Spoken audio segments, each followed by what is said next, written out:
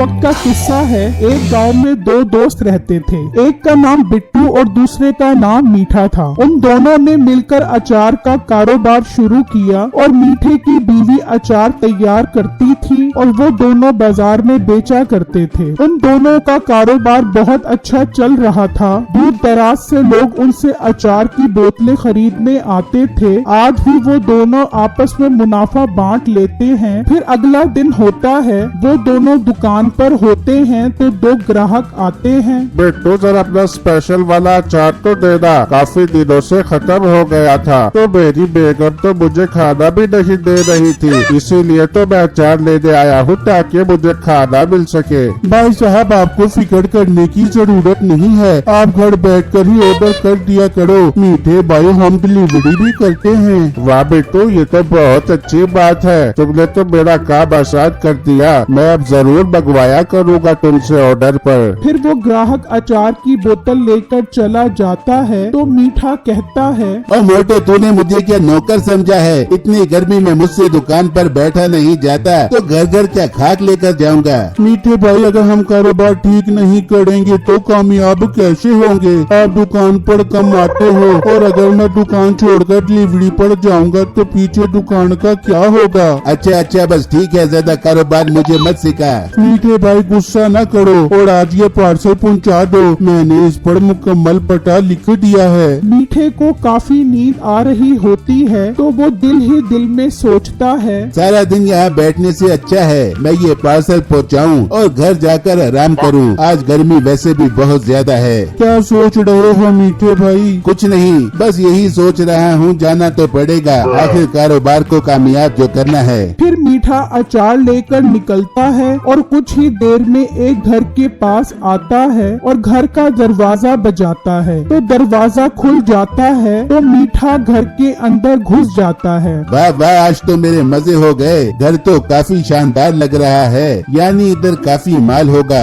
घर पर कोई नहीं है, इसका फायदा उठाना पड़ेगा। फिर मीठा तिजोरी से सारे पैसे निकाल लेता है और वहाँ से चला जाता है। फिर अगला दिन होता है तो गांव में लोग ये बात कर रहे होते हैं कि गांव में चोरी हो गई है, जबकि दूसरी तरफ मीठा मजे से लेटकर आगे के मंसूबे सोच रहा होता है। मीठे, तूने यहाँ तो चोरी कर ली, लेकिन अब ये क्या सोचे? मुझे तो बहुत सारा पैसा चाहिए। ये अचार बड़ा बड़ा के तो मेरे नाजुक हाथ घिस गए हैं। मोटी नाक वाली औरत, अपने हाथों की इतनी फिक्र है तो मेरी तरह दिमाग लगा और अचार में आम के साथ पपीता भी शामिल कर लो, सस्ता पड़ता है, बचत ज्यादा होगी। मीठे, बात तो तू ठीक कर रहा है, पपीते के साथ तो मेरा काम और आसान हो जाएगा और बिट्टू छम्मो को तो कानों भी खबर मिली बेगी। फिर अगले दिन नसीबो कैंची अचार में आम के साथ साथ पपीता भी शामिल कर देती है और लोग अचार लेकर जाते हैं। जैसे ही कुछ दिन गुजरते हैं, मीठे के गांव में फिर चोरियां बढ़ती ही रहती हैं। सारे गांव वाले परेशान होते हैं मगर किसी को कुछ नहीं पता चल रहा होता कि कौन चोर है। दूसरी तरफ मीठा बिट्टू को परेशान करता रहता है, ना ही दुकान पर वक्त से पहुंचता है और पैसे भी डबल मांगता है।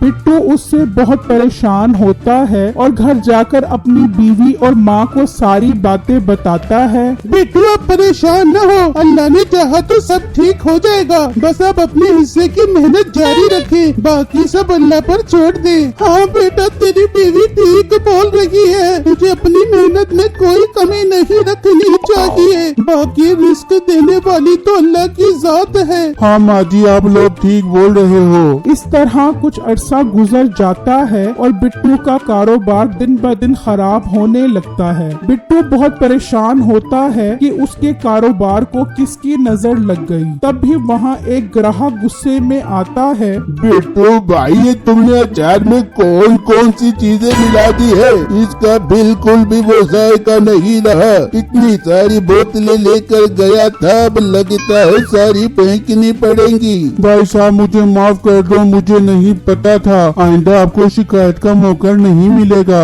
नहीं भाई, तू अपना अचार अपने पास रख, आइंदा मैं तुमसे कोई अचार नहीं खरीदूंगा। फिर अगला दिन होता है तो कुछ लोग अचार की शिकायत लेकर आते हैं। बिट्टू, हमें लगता था तुम ईमानदार इंसान हो, खाली अचार बेचते हो, मगर तुम भी बेईमान लोगों की तरह अचार में मिक्सिंग करने लग गए हो। आइंदा हम तुमसे अचार नहीं लेंगे। फिर वो लोग वहाँ से चले जाते हैं और बिट्टू बहुत परेशान हो जाता है। जब मीठा दुकान पर आता है तो उससे इस सब की शिकायत करता है। मोटे तू क्या कहना चाहता है, साफ साफ बोल। मीठे भाई, आप लोगों ने अचार में क्या मिलाना शुरू कर दिया है? कोई भी ग्राहक अब अचार खरीदने को तैयार नहीं है। आप कारोबार को क्यों खराब करने पर लगे हो? इस तरह तो हम सड़क पर आ जाएंगे। देख मोटे, ज्यादा बकबक करके मेरा दिमाग न पका। मैंने अचार में कुछ नहीं मिलाया, तूने खुद ही कुछ मिलाया होगा। इल्जाम मुझ पर लगा रहा है। मैं जा रहा हूँ और आज पैसे भी लेकर जाऊंगा।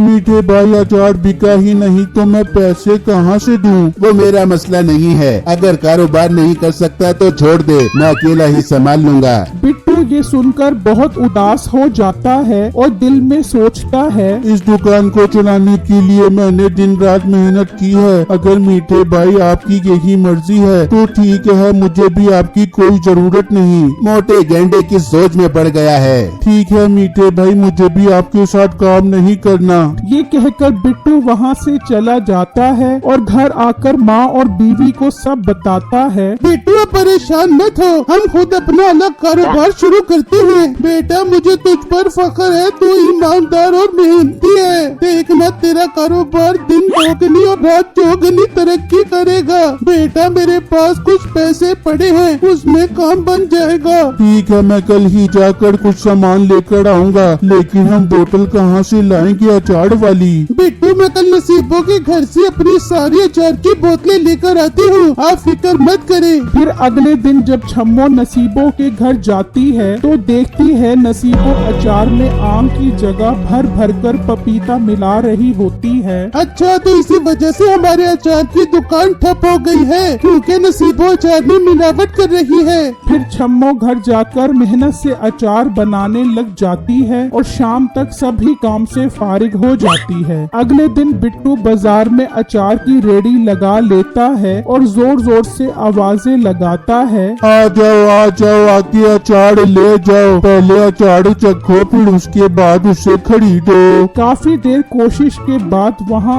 आखिर कुछ ग्राहक आ ही जाते हैं। एक आदमी अचार चखकर देखता है तो बहुत खुश हो जाता है। वाह वाह, आज आया ना पुराने वाला जायका। मुझे 3 बोतलें दे दो, इससे पहले कि अचार खत्म हो जाए।